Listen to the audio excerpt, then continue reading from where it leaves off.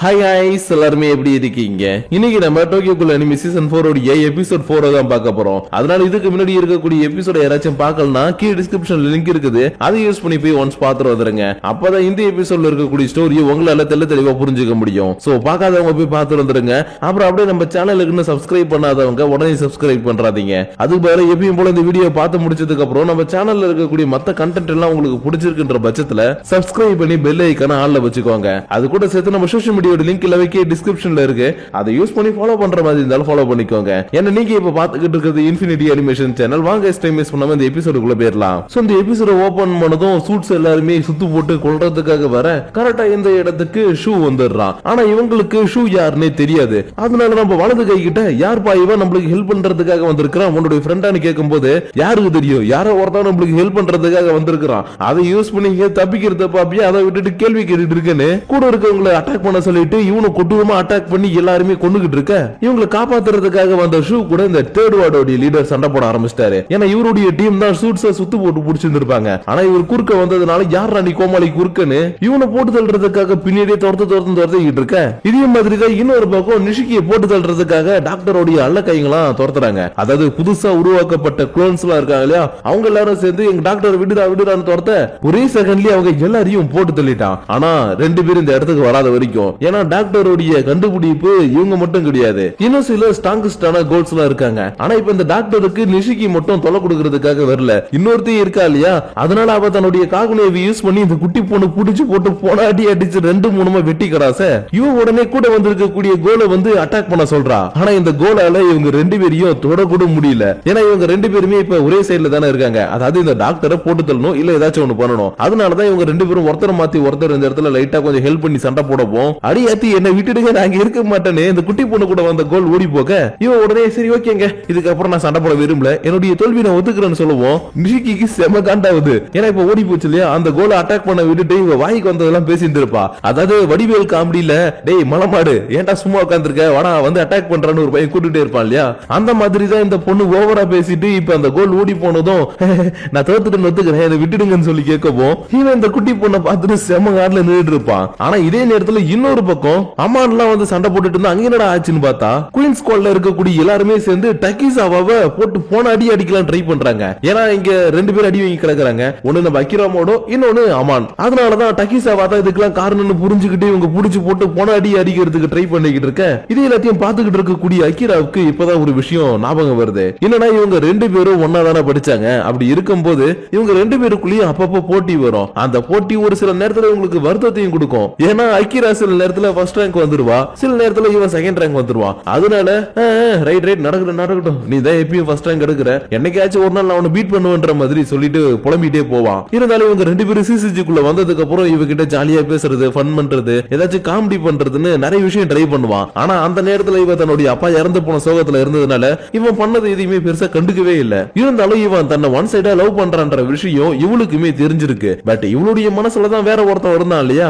அதனால இவனை அவாய்ட் பண்ணிட்டே போனதுனாலதான் கடைசியா இவங்க ரெண்டு பேரும் சண்டை போட்டுட்டு இருக்கும் போது இவனை தனியா விட்டுட்டு அம்மானை காப்பாத்துறதுக்காக அம்மானு கிட்ட போயிருந்திருப்பா. ஆனா அன்னைக்கு அப்படி போனதுனாலதான் இப்படி இவன் மாறிட்டான் இல்லையா, அதனால டக்கிசாவா நீ இப்படி மாறதுக்கு காரணமே நான் தான்டா, அதனால என்னோட உயிரை கொடுத்தாலாச்சும் உன்னை நான் திரும்பவும் நார்மலா மாத்துறேன்னு இவரு டக்கிசாவாவை கடைசியா ஃபைனல் அட்டாக் பண்ணி கொல்ல போற நேரத்துல டக்குனு இவ குறுக்க வந்து எல்லாத்தையுமே தடுத்துட்டா. ஆனா என்ன பண்றது, யூரியோடைய அந்த ஸ்வாட் இவளுடைய உடம்பையே வெட்டிடுச்சு. அதனால இவ அந்த இடத்துல டக்கிசாவா நீ எதுக்கும் கவலைப்படாதடா, இதுக்கப்புறம் நீ நல்லவனா இருக்கணும், அதுதான் என்னுடைய ஆசை. அண்ட் உன்னை எனக்கு பிடிக்காதுன்னா இல்ல, நீ என் மனசுல இல்ல அவ்வளவுதான், மத்தபடி நீனா எனக்கு ரொம்ப பிடிக்கும்டா, அப்புறம் நான் பண்ணதுக்கு எல்லாத்துக்கும் என்ன மன்னிச்சிருன்னு சொல்லிட்டு இந்த இடத்துல இவ கீழே விழ இங்க இருக்கிற யாருக்குமே என்ன பண்றதுன்னே தெரியல. ஏன்னா குயின்ஸ் ஸ்குவாடுக்கும் இவ ரொம்பவே முக்கியமானவ, அது மட்டும் இல்லாம டக்கிசாவாவுக்கும் இவ ரொம்பவே முக்கியமானவ. அதனாலதான் இவங்க எல்லாருமே இப்படி ஷாக்கோட பார்த்ததுக்கு அப்புறம் அடுத்த செகண்டே குயின்ஸ் ஸ்குவாட்ல இருக்கிறவங்க இவள மெடிக்கல் ஃபெசிலிட்டிக்கு கூட்டிட்டு போலான்னு இவள தூக்கிறதுக்காக ட்ரை பண்றாங்க. ஆனா அதுக்குள்ள அம்மான் தன்னை ஹீல் பண்ணிக்கிட்டு குறுக்க வந்து இவங்களை தடுக்கவும் இங்க இருக்கக்கூடிய யாருக்குமே ஏன் இவன் இப்படி பண்றான்னு சுத்தமா புரியல. ஆனா டக்கிசாவாவுக்கு புரிஞ்சிருக்குது. ஏன்னா இவள மெடிக்கல் ஃபெசிலிட்டிக்கு கூட்டிட்டு போனா அவங்க சரியா ட்ரீட்மெண்ட் பண்ண மாட்டாங்க. அண்ட் அது போக இவங்கள மாதிரி மாத்துறதுக்கும் வாய்ப்பு இருக்குது. அதனாலதான் டக்கிசாவா நீ இவள இங்க எங்க கூட்டிட்டு போகணும்னு நினைக்கிறியோ அங்க கூட்டிட்டு போ, ஆனா இவள நீ எதுவுமே பண்ணக்கூடாது, பத்திரமா பாத்துக்கணும். ஏன்னா உன் மேல இப்ப நான் முழு நம்பிக்கை வச்சுதான் உன்கிட்ட இவள நான் ஒப்படைக்கிறேன். அதனால நீ எதை பத்தி கவலைப்படாம இங்க இவளை கூட்டிட்டு போன சொன்ன அடுத்த செகண்டே டக்கிசாவா அக்கிராவை தூக்கிட்டு இந்த இடத்துல இருந்து கிளம்பி போக அமான் குயின்ஸ் ஸ்குவாட்ல இருக்க கூட தன்னால முடிஞ்ச அளவுக்கு சண்டை போட்டுக்கிட்டு இவங்களை கொல்லாத அளவுக்கு அட்டாக் பண்ணிக்கிட்டு இருக்கிறான். ஏன்னா இங்க இருக்கக்கூடிய யாரையுமே கொல்லணும்னு இவனுக்கு விருப்பம் கிடையாது. அதுக்கு பதிலா இவங்களுக்கு நடந்தது என்னன்றதை எடுத்து சொல்லி புரிய வைக்கணும்ன்றதுதான் இவனுடைய ஐடியா. அதாவது சிசிஜிக்குள்ள கோல்ஸ் எல்லாம் இருக்காங்க, அவங்க தான் கண்ட்ரோல் பண்ணிட்டு இருக்காங்க இல்லையா, அந்த விஷயம் எல்லாமே அமானுக்கும் தெரியும். அதனாலதான் அந்த விஷயத்த எல்லாத்தையுமே இவங்களுக்கு தெளிவா சொன்னா புரிஞ்சுப்பாங்கன்னு முடிஞ்ச அளவுக்கு இவன் தடுத்துக்கிட்டே அந்த விஷயத்த எல்லாத்தையுமே சொல்ல பார்க்க, வாயமுறா நீ ஒரு கோல்ன்றதுனால நீ சொல்றது எதுவுமே நாங்க நம்ப மாட்டோம். ஏன்னா எங்களை பொறுத்த வரைக்கும் கோல்ஸ் எல்லாமே கெட்டதுங்க தான். அதனால உன்னை இன்னைக்கு நாங்க கொல்லாம விட மாட்டோம்னு இவரு சைக்கோவுடைய காகுனியை யூஸ் பண்ணி இவனை ஒரே அடியா கொல்ல சொல்றான். பட் சைக்கோவால இவனை கொல்ல முடியாது. ஏன்னா இவன் தானே ஒரு தடவை இவனுடைய உயிரையை காப்பாத்தினான். அதனாலதான் இவர் எப்படி நம்ம கொல்றது, இவர் ஆல்ரெடி நம்ம உயிரை காப்பாத்தி இருக்கிறாருன்னு ஒரு செகண்ட் இவ தடுமாறி யோசிச்சுட்டு இருக்கும் போது இவரு கேப்ல நான் கிடா வெட்டுறவன்டான்னு டக்குன்னு தன்னுடைய குயின் கேவை எடுத்துட்டு வந்து இவனை ஒரு அட்டாக் பண்ணிட்டான். பட் அந்த அட்டாக் பண்ணதுதான் இவனுடைய மிகப்பெரிய தப்பே. ஏன்னா அம்மானுக்குள்ள ஒரு அவுல் ஃபார்ம் இருந்திருக்குது. ஆனா இது ஒன்னை அவுல் இருக்கு இல்லையா, அந்த அளவுக்கு ஸ்ட்ராங்லாம் கிடையாது, ஒரு அளவுக்கு ஸ்ட்ராங்கான அவுல் தான். ஆனா என்ன, இந்த அவுல் ஃபார்ம்ல இருக்கும்போது உள்ள இருக்கக்கூடிய அம்மானுக்கு இன்னும் நடக்குதுன்னு சுத்தமா கான்சியஸே இருக்காது. அந்த அளவுக்கு வெறி பிடிச்ச ஒரு அவுலா இருக்கும். அதனால இந்த அவுல் ஃபார்மை பார்த்த உடனே என்னடா அது இவனுக்குள்ள ஒரு அவுல் ஃபார்ம் இருக்கா, சரி ஓகே பரவாயில்ல, நம்மளால முடிஞ்ச பெஸ்ட்டை கொடுத்து இந்த அவுல் இன்னைக்கு போட்டு தள்ளிட்டு போலான்னு குயின் ஸ்குவாட்ல புதுசா சேர்ந்த ஒரு 2 பேர் ஃபர்ஸ்ட் போயிட்டு அட்டாக் பண்ண அவங்க 2 பேரையுமே ஒரே அடியில கொன்னுடுச்சு. அதனால இதை பார்த்ததும் யூரிக்கு எக்கச்சக்கமா கோவம் வருது. ஏன்னா ஆல்ரெடி அந்த சைபாக் கோல போட்டு தள்ளும் போது ஜின்ஷி இறந்துட்டாங்க இல்லையா, அப்படி இருக்கும்போது இப்ப 2 பேர் இறந்துட்டாங்கன்றதுனால இந்த கோல்ஸுங்க என்னைக்குமே நல்லது கிடையாது, அதுங்க எல்லாமே கொடூரமானதுங்கன்னு செம்ம வேகமா வந்து ஒரு அட்டாக் பண்ண, அதுக்கு பதிலா இவனுக்கு தான் கொடூரமான ஒரு அட்டாக் விழுந்திருக்குது. அதனால நான் கரெக்டான அட்டாக் பண்ண எப்படி இது நடந்துச்சுன்ற மாதிரி இவன் யோசிச்சுக்கிட்டு இருக்கும் போதே அவுல் ஃபார்முக்குள்ள இருக்கக்கூடிய அம்மானும் லைட்டா கொஞ்சம் கான்சியஸுக்கு வரான். ஏன்னா இவனுக்கு யாரையுமே கொல்லுன்ற ஒரு இன்ட்ரெஸ்டே கிடையாது. அப்படி இருக்கும்போது இந்த அவுல் ஃபார்ம் யாருமே புடிச்சு போட்டு கொள்ளுது இல்லையா, அதனாலதான் உள்ள இருக்கக்கூடிய அம்மன் தன்னுடைய கான்சியஸுக்கு வந்து இல்ல நான் இப்படி பண்ணிருக்க கூடாதுன்ற மாதிரி லைட்டா ஃபீல் பண்ணும் போதே சைக்கோ தன்னுடைய ஃபுல் பவரை காட்டுறதுக்கு பதிலா ஒரு லிமிட்டடான பவரை யூஸ் பண்ணி அம்மான ஒரே அடி அடிக்கிறா. ஏன்னா இவனுக்கு கொல்லவும் மனசு வரல, காப்பாத்தவும் மனசு வரல. அதனாலதான் இவனை கொல்லாத அளவுக்கு ஒரு பெரிய அட்டாக்க பண்ணதுக்கு அப்புறம் எதுக்கு இந்த மாதிரி பண்ற, உனக்கு என்னதான் வேணும், அன்னைக்கு என்னடானா என்ன காப்பாத்துன, இன்னைக்கு என்னடானா எல்லாருமே கொல்ற, சொல்லு உனக்கு என்னதான் வேணும்ன்ற மாதிரி அழுதுகிட்டே இவ கேட்கவும் ஒரு செகண்ட் அப்படியே அம்மானு யோசிச்சு பார்த்துட்டு நம்ம காணிக்கையை பேசுறது எல்லாத்தையும் அப்படியே இந்த இடத்துல பேச ஆரம்பிக்கிறான். ஏன்னா காணிக்கையும் இவனும் ஃபர்ஸ்ட் டைமா மீட் பண்ணிக்கும் போது இந்த இடத்துல ஒரு சமநிலைமை கொண்டு வரணும், அதுக்காக என்னுடைய உயிரை கொடுத்து கூட நான் போராடுவேன்ற மாதிரி சொன்னா இல்லையா, அதே வார்த்தையை தான் இவகிட்ட சொல்லிட்டு இங்க நடக்கிறது எல்லாமே ஒரு கண்கட்டி வித்த மாதிரி, என்னைக்காச்சும் ஒரு நாள் உங்க கண்ணுல கட்டி இருக்கக்கூடிய அந்த துணி அவரும் அன்னைக்கு என்ன நடக்குது ஏது நடக்குதுன்றத நீங்க புரிஞ்சுப்பீங்கன்னு சொல்லிட்டு அடுத்த செகண்டே இவ கொஞ்சம் சோகத்தோட இந்த இடத்துல இருந்து கிளம்பி போக, இன்னொரு பக்கம் 20th வார்டோட ஹெட் மாறு இருக்காரு இல்லையா, அவர் கரெக்டா வாஷுடைய தலைய பாயிண்ட் பண்ண மாதிரி கண்ணை வச்சுக்கிட்டு வந்து நிக்கிறாரு. ஏன்னா இவரு உண்மையாவே கோல்ஸுக்கு எதிராக சண்டை போடணும்ன்ற ஒரு வெறி பிடிச்சவர்ன்றதுனால நீங்க எல்லாருமே கோல்ஸுக்கு எதிராக ஒர்க் பண்ணிக்கிட்டு இருக்கீங்க, அதை ஃபர்ஸ்ட் புரிஞ்சுக்கோங்கன்னு யாரோ ஒருத்தவங்க ஈட்டோ யோஷிமாரா எழுதின புக்ல இருக்கக்கூடிய அந்த முக்கியமான பகுதிகள் இருக்கு இல்லையா, அதை மட்டும் ஹைலைட் பண்ணி இவருக்கு அனுப்பி வச்சிருக்காங்க.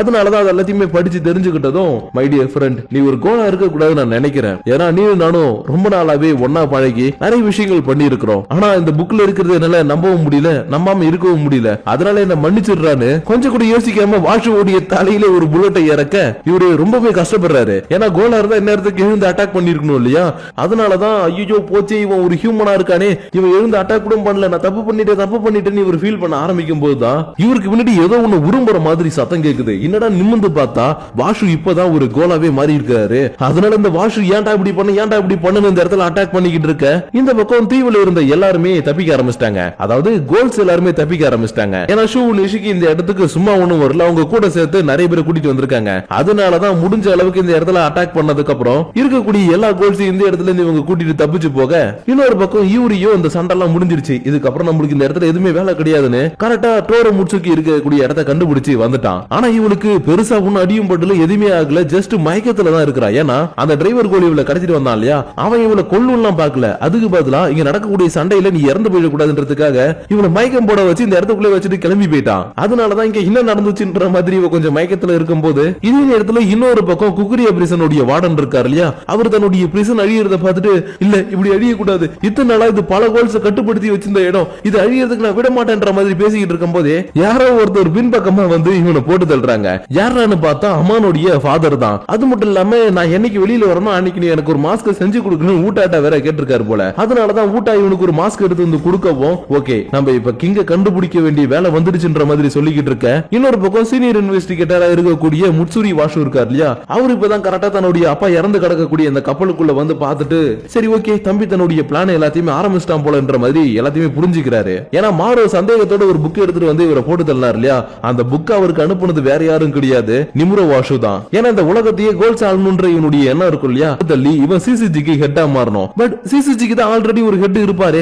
அவர் எங்கடான்னு பாத்தீங்கன்னா அவர் இந்த மாஸ்க் போட்டுட்டு இருக்கக்கூடிய ஃபாதர் கூட சேர்ந்து ஆல்ரெடி போட்டு தள்ளிட்டான். ஏன்னா இவனுக்கு எப்படி இந்த உலகத்தையே கோல்ஸ் தான் ஆளணும்ன்ற ஒரு எண்ணம் இருக்குதோ அதே மாதிரி எண்ணம் தான் இந்த ஃபாதருக்கு இருக்குது. அதனாலதான் இவர் பிரிசனை விட்டு வெளியில வந்ததும் இவன் கூட டைப் வச்சுக்கிட்டு இங்க இருக்கக்கூடிய வாஷு ஃபேமிலி சேர்ந்தவங்க எல்லாருமே போட்டு தள்ள ஆரம்பிக்க, இன்னொரு பக்கம் காணிக்கே ஒருத்தனுடைய உயிர் போதைன்னு நினைச்சுக்கிட்டு அழுதுகிட்டு இருக்கிறான். அதாவது அரிமா தன்னுடைய உயிரை கொஞ்சம் கொஞ்சமா விட்டுட்டு இருக்கான் இல்லையா, அதனாலதான் எதுக்காக இப்படி பண்ணீங்க, ஏன் இந்த மாதிரி பண்ணீங்கன்னு இவன் அழுதுகிட்டே இருக்கவும், ஹே காணக்கே தேவையில்லாம அழுது என்னோட டைம் வேஸ்ட் பண்ணாத, எனக்கு இருக்கிறதே கொஞ்ச நேரம் தான், அதனால இந்த கொஞ்ச நேரத்துல உன்கிட்ட சில விஷயங்களை நான் சொல்லணும். என்னன்னா வாஷு ஃபேமிலியில இருக்கிறவங்க எல்லாருமே ஒரு வித்தியாசமான பிரீடிங் டெக்னிக்கை யூஸ் பண்ணாங்கன்ற விஷயம் உனக்கு தெரிய வந்திருக்கும். இருந்தாலும் அந்த பிரீடிங் டெக்னிக்ல ஃபெயிலியர் போனது நான் மட்டும் தான். ஏன்னா அவங்க எதிர்பார்த்த மாதிரி நான் ஒரு ஸ்ட்ராங்கான கோலா பிறக்கல, அதுக்கு பதிலா கோல்ஸோட பவர் இருக்கக்கூடிய ஒரு ஸ்ட்ராங்கான ஹியூமனா தான் நான் பிறந்தேன். இருந்தாலும் என்னை விட வாஷு ஃபேமிலியில இருக்கக்கூடியவங்க எல்லாருமே ரொம்பவே ஸ்ட்ராங்கானவங்க. அதனாலதான் இத்தனை வருஷமா அவங்க எதுக்குற அளவுக்கு ஸ்ட்ராங்கான ஒருத்தன் வரமாட்டானான்னு என்னால முடிஞ்ச அளவுக்கு வாஷு ஃபேமிலி அடிக்கக்கூடிய பவர் இருக்கக்கூடிய ஒருத்தவனை நான் தேடிக்கிட்டே இருந்தேன். ஆனா எப்படியோ உருவடியா இன்னைக்கு நான் மீட் பண்ணதுனால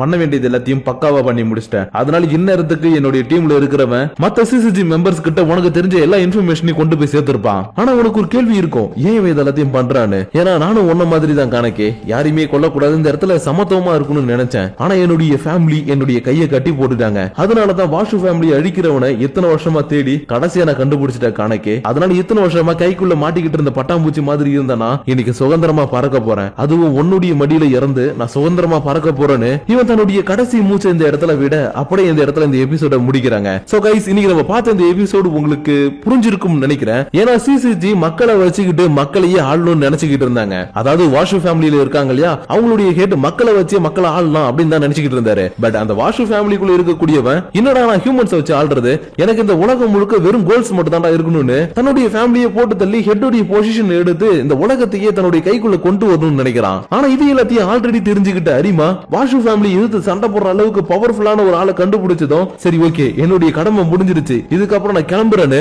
தன்னோட உயிரை சாக்ரிஃபைஸ் பண்ணி தனக்கான ஒரு அமைதியை தேடி இருப்பான். ஏன்னா இத்தனை வருஷமா அவன் எக்கச்சக்கமான தப்பு பண்ணிருக்கான் இல்லையா, அது எல்லாமே அவனுடைய மனசுக்குள்ள ரொம்பவே கஷ்டத்தை கொடுத்திருக்குது. அதனாலதான் வாஷு ஃபேமிலி அடிக்கக்கூடிய அளவுக்கு பவர்ஃபுல்லான ஒரு ஆளை கண்டுபிடிச்சதும் தான் பண்ண தப்புக்கு எல்லாத்துக்கும் தனக்கு தாண்டே தண்டனை கொடுத்துட்டு இந்த இடத்துல இறந்து போயிட்டான். சோ இப்போ நான் சொன்ன இந்த எண்டிங் எக்ஸ்பிளேஷன் மூலியமா இதுக்கு முன்னாடி இருக்கக்கூடிய எபிசோட்ல நடந்த விஷயங்கள் எல்லாமே ஒரு அளவுக்கு உங்களுக்கு புரிய வந்திருக்கும் நினைக்கிறேன். அப்படி இல்ல புரியலனாலும் ஒரு பிரச்சனை கிடையாது, திரும்ப இன்னொரு தடவை நம்ம எபிசோட்ஸ் எல்லாத்தையும் பார்த்துட்டு வந்து இந்த எண்டிங் எக்ஸ்பிளேஷனை பாருங்க, கண்டிப்பா உங்களுக்கு இந்த எபிசோட்ஸ் எல்லாமே புரிய வரும். இருந்தாலும் சில பேர் ஆரம்பத்துல இருந்து என்ன நடக்குதுன்றத கரெக்டா புரிஞ்சுக்கிட்டு இருந்திருப்பீங்க. அப்படி புரிஞ்சுக்கிட்டு இருக்கீங்கன்னா எனக்கு புரிஞ்சிருச்சு இல்ல புரியலன்றத மட்டும் மறக்காம உங்களுடைய personal thoughts and views comment பண்ணும்போது கீழே இருக்கக்கூடிய லைக் ஷேர் பட்டனை தட்டி விட்டுட்டு அதுக்கு கீழே இருக்கக்கூடிய கமெண்ட் செக்ஷன்ல கமெண்ட் பண்ணுங்க. அப்படி நீங்க பண்ணக்கூடிய இந்த கமெண்ட்ஸோட சேர்த்து உங்களை நான் நெக்ஸ்ட் எபிசோட வந்து பாக்குற வரைக்கும் உங்களிடமிருந்து விடைபெறுவது உங்கள் நான்.